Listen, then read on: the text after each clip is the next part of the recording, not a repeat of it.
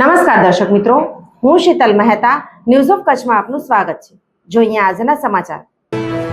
ભુજની નવી રાવલવાડીના જાગૃત નાગરિકોએ તૂટી ગયેલ રસ્તા ઉપરથી પસાર થતા હેવી લોડેડ વાહનોને રસ્તા રોકી અટકાવી વિરોધ વ્યક્ત કર્યો। નવી રાવલવાડીનો તૂટી ગયેલા રસ્તા અંગે રહેવાસીઓના સૂત્રોચ્ચાર। રહેવાસીઓ દ્વારા રસ્તા રોકી જન આંદોલન કરવામાં આવ્યું।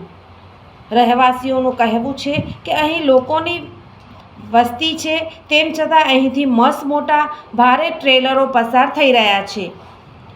નવી રાવલવાડી રિલોકેશન સાઇટ રોટરી નગરના ટોપ હિલ સોસાયટી વિસ્તારમાં રહેવાસીઓ અને અગ્રણીઓ એકત્ર થયા હતા।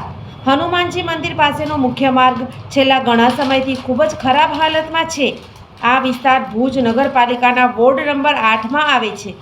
આ માર્ગના દયનીય હાલતને લઈ રહીશો દ્વારા અગાઉ નગરપાલિકાના ચીફ ઓફિસર અને સ્થાનિક ધારાસભ્ય કાઉન્સિલરોને સમક્ષ અનેક વખત રજૂઆતો કરવામાં આવી હતી, છતાં પણ રસ્તાની સ્થિતિમાં કોઈ સુધારો ન થતાં આ માર્ગ અંતે થોડા સમય માટે રસ્તા રોકી જન આંદોલન કરવામાં આવ્યું હતું। નવી રાવલવાડી રોટરીનગર અને ટોપ હિલ સોસાયટીના રહીશોએ નિર્ણય કર્યો છે કે હવે વધુ સમય રાહ જોવી નહીં અને પોતાનો માર્ગ રિપેર કરવા માટે સ્વયં પ્રેરિત પહેલ કરવી પડશે। રહેવાસીઓ સાથે વાતચીત દરમિયાન જયદેવભાઈ ગઢવીએ કહ્યું હતું કે અહીં છેલ્લા ઘણા સમયથી રોડની આવી જ હાલત છે। ઇલેક્શન આવે ત્યારે ઉમેદવારો મત માંગવા આવી જતા હોય છે, ચૂંટાયા પછી કોઈ પણ નેતા અહીં ફરકતું નથી। તેમની સાથે તરુણભાઈ સોની, નિમેશભાઈ ગોર, જગદીશભાઈ ગોર, જીજ્ઞાબેન સોની, અવનીબેન ઠક્કર અને દીપુબેન ગોસ્વામી સહિત અનેક રહીશોએ આ સમસ્યાના ઉકેલ માટે અવાજ ઉઠાવ્યો હતો। રહીશોનું કહેવું છે કે આ માર્ગ પરથી અવારનવાર ઓવરલોડ ટ્રક અને અન્ય ભારે વાહનો પસાર થાય છે। આસપાસ રેસિડેન્શિયલ વિસ્તાર હોવાથી બાળકોની સુરક્ષાને લઈને પણ ચિંતા વ્યાપી છે। આજે પણ એક ગંભીર અકસ્માત બન્યો હતો, જેમાં એક મહિલા પોતાના બાળકોને ટ્યુશનમાંથી લેવા જતી હતી ત્યારે આ બનાવ બન્યો હતો। મહિલા હાલ સારવાર હેઠળ છે। આવી સમસ્યાઓને લઈ રહેવાસીઓની ચિંતા વધી છે। તેઓએ સ્પષ્ટ કહ્યું છે કે જો આગામી દિવસોમાં કોઈ યોગ્ય પગલાં ન લેવાય તો તેઓ કલેક્ટર શ્રી સમક્ષ રજૂઆત કરવા માટે મજબૂર બનશે। નવી રાવલવાડી, રોટરીનગર અને ટોપ હિલ સોસાયટીના રહીશો આશા રાખે છે કે તંત્ર તરફથી તાત્કાલિક માર્ગ મરમ્મતના પગલાં લેવામાં આવશે। મારું નામ છે જયદેવભાઈ ગઢવી। આ હનુમાનજી ટેકરીવાળા મંદિરનો જે રસ્તો છે, આ બાજુ રોટરી કોલોની આવેલી છે, આ બાજુ ટોપ હિલ સોસાયટી છે અને આ 8મો વોર્ડ કહેવાય છે, બરાબર। હવે સમસ્યામાં મેઇન સમસ્યા પહેલી તો આ રસ્તાની છે। આ રસ્તો લગભગ 12 મહિનાથી આ હાલતમાં છે અને હજી સુધી કાંઈ રિપેર માટે કોઈ આવ્યા નથી। અમે અગાઉ ગયા હતા નગરપાલિકામાં અને નગરપાલિકામાં ચીફ ઓફિસર પટેલ સાહેબને મળેલા હતા। પટેલ સાહેબે અમને આશ્વાસન આપી અને એમ કીધું કે તમારું કામ થઈ જશે, પણ હજી સુધી કોઈ કામ થયું નથી। કાઉન્સિલરોને પણ આ બાબત વિશે અવારનવાર રજૂઆતો કરેલી છે, એટલે કાઉન્સિલરોએ પણ એવો જવાબ આપ્યો હતો કે ભાઈ અમારા ધ્યાનમાં છે ને કામ થઈ જશે, કામ થઈ જશે, પણ હકીકતમાં આ વાતને કોઈ ગંભીરતાથી લીધી નથી અને આ બાબતમાં કોઈ ખાસ કોઈ ધ્યાન દેવાનું નથી। બીજી વાત એ છે કે આ રસ્તા ઉપરથી ઓવરલોડ વાહનો જે ટ્રકો છે મોટી મોટી એ ખૂબ હાલે છે અને એ બધી ઓવરલોડ ગાડીઓ છે એ બધી ગેરકાયદેસર ઓવરલોડ કરે છે।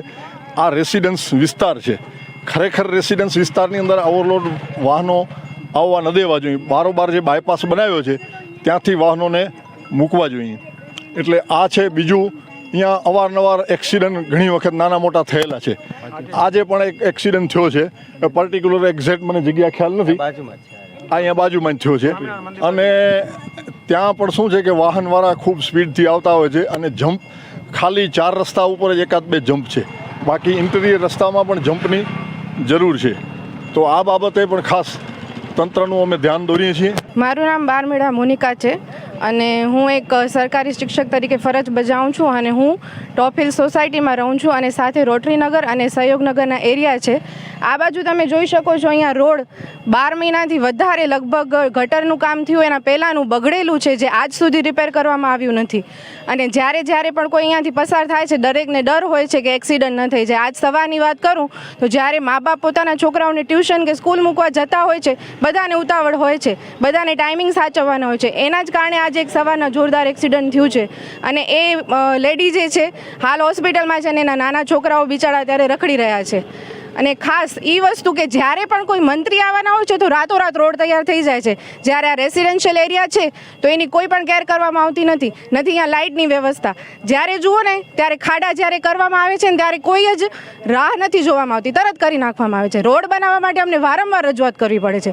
જ્યારે પણ અમે કાઉન્સિલરો, ધારાસભ્યો બધી જગ્યાએ અમે મૌખિક જાણ કરી છે. હવે આના પગલાં લેવાય ને તો સારું, નહીં તો હજી કેટલા ભોગ બનશે આનું કાંઈ નક્કી ન કહેવાય.